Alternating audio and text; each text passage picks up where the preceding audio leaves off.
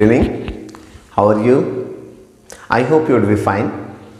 Okay, viewers, today I am going to teach you a very important topic. एक बहुत ही important topic आज मैं आपको पढ़ाने चल रहा हूँ और ये topic है uses of verb be. Be means होना. तो ये जो हमारी verb है be means होना, तो इसके uses क्या है, इसको हम किन किन तरह से यूज कर सकते हैं. जैसे यहाँ पे मैंने मेंशन किया है कि be is used, मैंने मेंशन किया है be is used in two different forms. be को दो different forms में, अलग अलग forms में यूज किया जा सकता है, राइट? जैसे कौन कौन से दो different forms हैं? फर्स्ट है as a linking verb, as a linking verb, और सेकेंड है आपका as a helping verb. Okay, as a linking verb and as a helping verb. तो दो अलग अलग तरीकों से हम be की फॉर्म्स को, जो कि be की फॉर्म्स होती हैं is, am, are, was, were. I repeat, forms of be क्या हैं? be की फॉर्म्स क्या क्या है? be की रूप क्या क्या है? is, am, are, was and were. Okay, तो be को मैंने ऑलरेडी अभी आपको बताया कि इनको टू डिफरेंट फॉर्म्स में यूज कर सकते हैं, एक as a linking verb और दूसरा as a helping verb. Clear? Okay, late me explain. मुझे आपको एक्सप्लेन करना है, आपको एक्सप्लेन करता हूं कि difference between linking verb and helping verb, कि लिंकिंग वर्ब और हेल्पिंग वर्ब के बीच में डिफरेंस क्या है. यू नो, जब तक मैं ये नहीं समझाऊंगा या आप ये नहीं समझेंगे कि लिंकिंग वर्ब क्या होता है, हेल्पिंग वर्ब क्या होती है, ओके, तब तक आप इन दोनों के बीच का डिफरेंस क्लियर नहीं कर पाएंगे. तो let me explain. First of all, सबसे पहले वी नो लिंकिंग वर्ब. हमें लिंकिंग वर्ब जानना है कि लिंकिंग वर्ब क्या होती है. Okay, linking verb denotes the link between subject and complement. Linking verb denote करती है, प्रदर्शित करती है, क्या डिनोट करता है? The link. लिंक मीन्स कड़ी या संयोजन.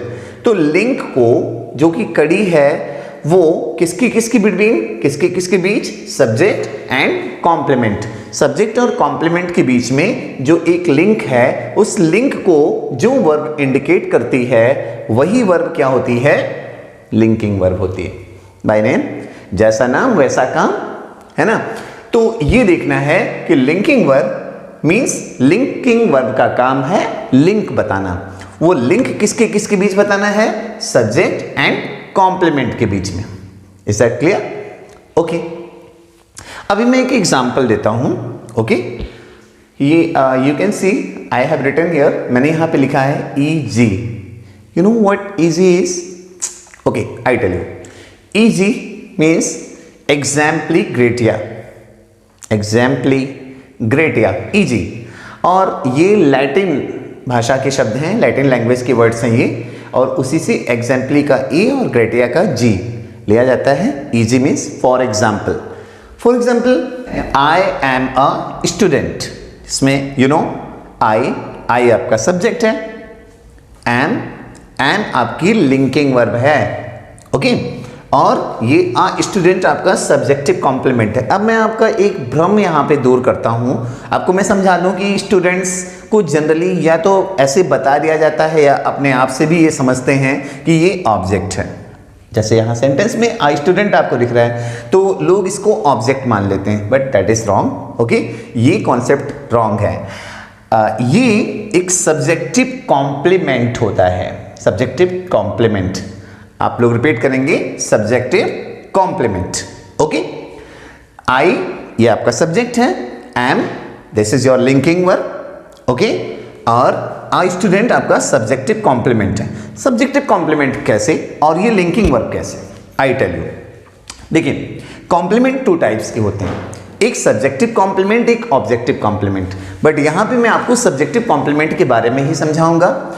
देखो, आई जो है और आ स्टूडेंट जो है, तो आ स्टूडेंट जो यहां पे यूज किया जा रहा है, वो आई के लिए यूज किया जा रहा है, राइट? आ स्टूडेंट आई के लिए यूज किया जा रहा है. जब आ स्टूडेंट आई के लिए यूज किया जा रहा है, इट मीन्स कि आ स्टूडेंट आई को डिनोट कर रहा है या आई के बारे में कुछ बता रहा है. ओके, आई के बारे में बता रहा है, आई का परिचय दे रहा है, आई की किसी क्वालिटी, किसी कंडीशन, किसी भी ऐसी चीज के बारे में बता रहा है, तो ये इसका पूरक हुआ, पूरक यानी कॉम्प्लीमेंट। अब चूंकि ये सब्जेक्ट के बारे में बता रहा है इसलिए सब्जेक्टिव कॉम्प्लीमेंट हुआ। तो ऐसे जनरली लोग इसको अक्सर हेल्पिंग वर्ब कह देते हैं और इसको कह देते हैं कि ये ऑब्जेक्ट है ना, तो ये रॉन्ग है। एनीवे आई होप आपको ये बात बिल्कुल क्लियर हो गई होगी कि सब्जेक्टिव, ये सब्जेक्ट और लिंकिंग वर्ब, ये कॉम्प्लीमेंट। अब ये लिंकिंग वर्ब क्यों है? ये लिंकिंग वर्ब इसलिए क्योंकि ये सब्जेक्ट और आई स्टूडेंट के बीच के लिंक को बताने का काम कर रहा है, इसको जोड़ने का काम कर रहा है, right. So this is your linking verb. Okay, linking verb के बाद हम बात करते हैं हेल्पिंग वर्ब की। सो जैसा कि आप जानते हैं कि आपको मैं लिंकिंग वर्ब और हेल्पिंग वर्ब के बीच का डिफरेंस क्लियर कर रहा हूं। तो हेल्पिंग वर्ब होती क्या है? A verb that helps the main verb, जैसा इसका नाम है वैसा काम है। तो एक ऐसी वर्ब जो कि हेल्प करती है, असिस्ट करती है, हेल्प करती है, मेन वर्ब की हेल्प करती है जो, राइट। ऐसी जो वर्ब होती है वो मेन वर्ब की हेल्प किस में करती है? इन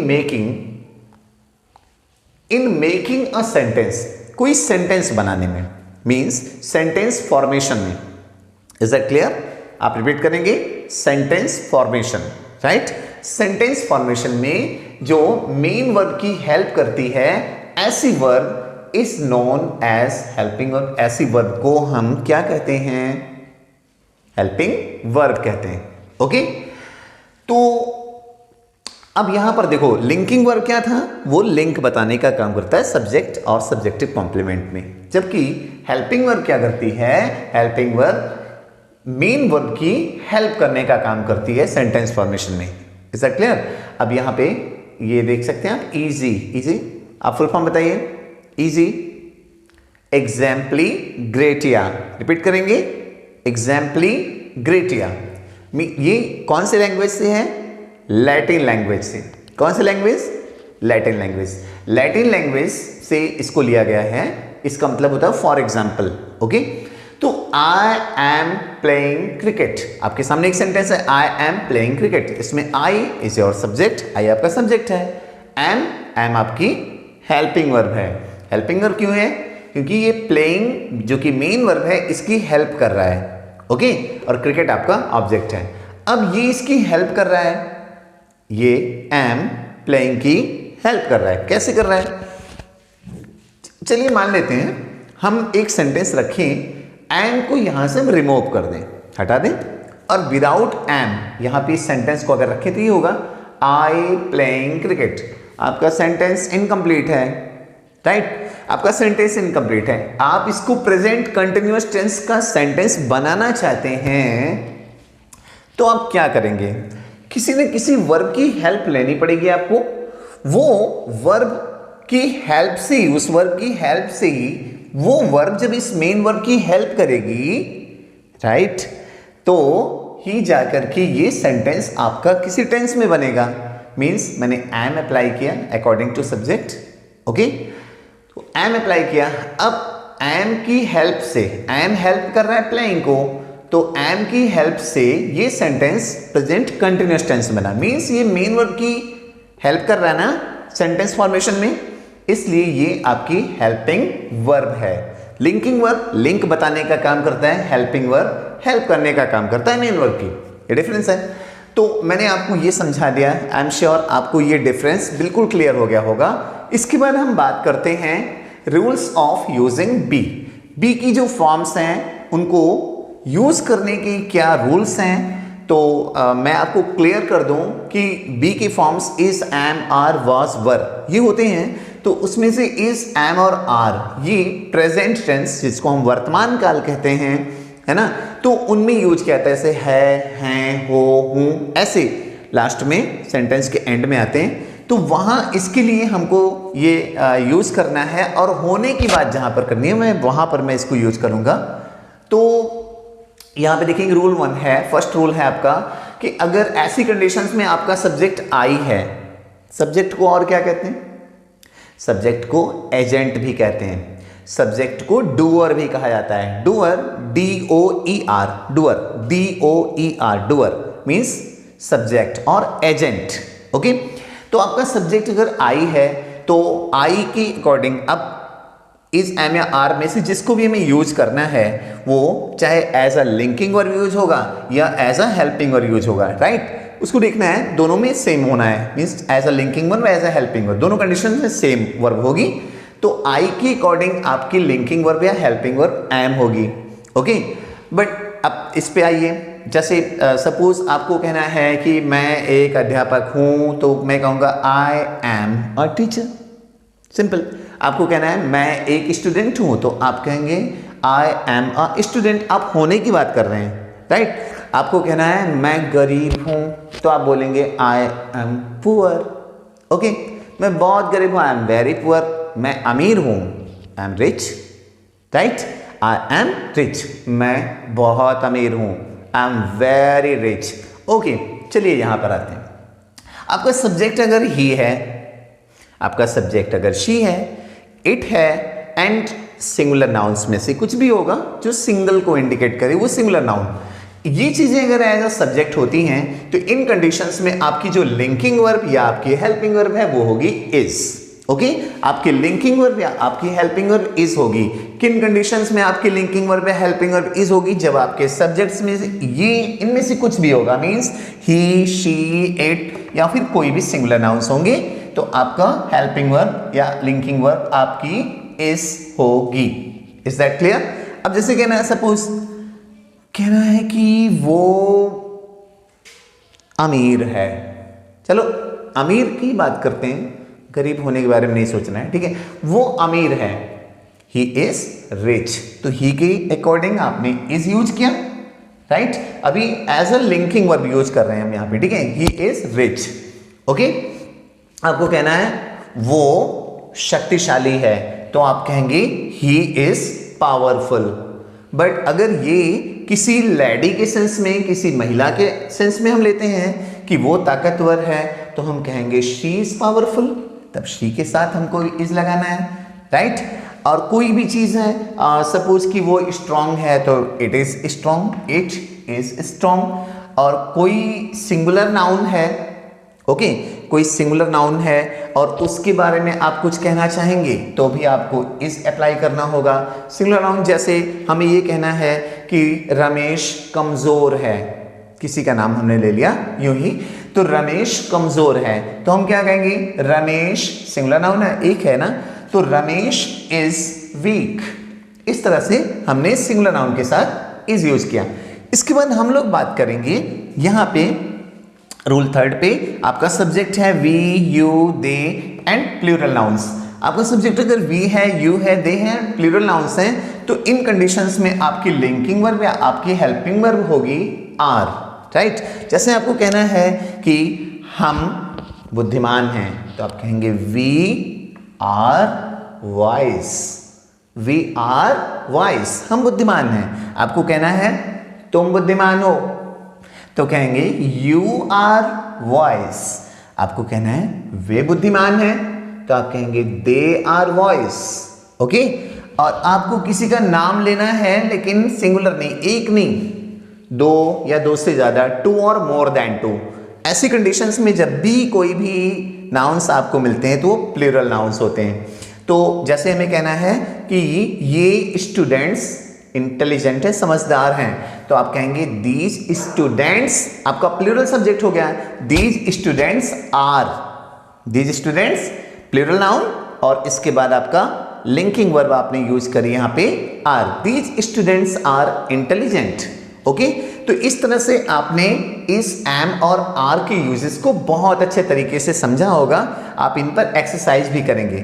चलिए अब इसके बाद हम लोग बात करेंगे पास्ट टेंस की, कि कैसे पास्ट टेंस की वर्ब्स को हम यूज करते हैं बी की फॉर्म्स को। अब हम पास्ट टेंस के बारे में जानेंगे। पास्ट टेंस जिसमें आपको बी की फॉर्म्स मिलती हैं, आपको वाज और वर, वाज एंड वर, ओके। इसको वर बोलना है, वेयर नहीं कहना है, ठीक है। अब चलते हैं हम आगे। ये आपका रूल 1 है इसमें कि वाज कहाँ यूज करेंगे, वर कहाँ यूज करेंगे। तो आपका सब्जेक्ट अगर है आई, आपका सब्जेक्ट अगर है ही, शी, इट या फिर कोई सिंगुलर नाउन्स हैं, राइट, तो तो इन कंडीशंस में कौन कौन से subject, I, he, she, it and singular nouns, इन सभी के साथ आपको लिंकिंग वर्ब या हेल्पिंग और यूज करनी है क्या, वाज। ओके, फॉर एग्जाम्पल आपको कहना है मैं एब्सेंट था, मैं एब्सेंट था, तो आप बोलेंगे I was absent. Repeat, I was absent. But आपको कहना है कि वहां एब्सेंट था, कोई मैस्कुलिन जेंडर है और उसके लिए कहना है एक है वो, तो उसके लिए कहना है कि वो एब्सेंट था, तो अनुपस्थित था, तो आप बोलेंगे ही वॉज एब्सेंट, ही के साथ भी वॉज। और ऐसे ही अगर कहेंगे वो अनुपस्थित थी या वो उपस्थित थी, तो आप बोलेंगे शी वॉज प्रेजेंट। अनुपस्थित बोलना है तो एब्सेंट बोलेंगे। इस तरह से इट है ना, आपको कहना है कि रविवार का दिन था, it was Monday, okay sorry it was Sunday, ठीक है ना। तो ऐसे इट के साथ आपने वॉज लगाया। ऐसे किसी भी एक आदमी का नाम आप लेंगे और कहेंगे कि वो अमीर था, वो ईमानदार था, वो ईमानदार था, तो किसी का नाम आप ले लीजिए और उसको कहिए कि वो ईमानदार था, तो आप किसी का भी नेम राइट करिए या बोल दें। जैसे मैंने रामू मैंने कह दिया, तो मैं कहूँगा कि रामू ईमानदार था, तो Ramu was honest, okay, Ramu was honest. इसी तरह से रूल ये सेकंड पर देखेंगे तो आपका सब्जेक्ट अगर वी है, यू है, दे है या कोई प्लूरल नाउन्स हैं, तो उन सभी के साथ आपको आपकी एज अ लिंकिंग और या एज अ हेल्पिंग, दोनों में से किसी भी तरीके से यूज करना है, तो आपको वर यूज करना है। तो जैसे वी, आपको कहना है कि हम सतर्क थे, वी वर केयरफुल, ओके। अगर आपको कहना है कि तुम सतर्क थे या आप सतर्क थे, तो आप कहेंगे यू वर केयरफुल, ओके। आपको कहना है कि वे सतर्क थे या वे परेशान थे, वे परेशान थे, तो आप कहेंगे दे वर अपसेट, ओके। और ऐसे ही कुछ लोगों का नाम आप ले लीजिए और उनको दो या दो से ज़्यादा हों, जैसे आपको कहना है कि स्टूडेंट्स अनुपस्थित थे, राइट, तो आप बोलेंगे द स्टूडेंट्स, प्लूरल है तो आपको वर यूज करना है, the students were absent, okay. तो इस तरह से मैंने आपको ये सारी चीज़ें आपको एक्सप्लेन की। तो आपको क्या करना है, सारी चीज़ों पर आप एक्सरसाइज करिए और आप कमेंट बॉक्स में ये ज़रूर बताएंगे कि आपको इसमें से क्या क्या चीज़ें अच्छी तरह से समझ में आई या आपको कहाँ कहाँ पर प्रॉब्लम हो रही है। तो कमेंट बॉक्स में अपने क्वेश्चंस भी आप पुट अप कर सकते हैं। ओके, थैंक यू, जय हिंद।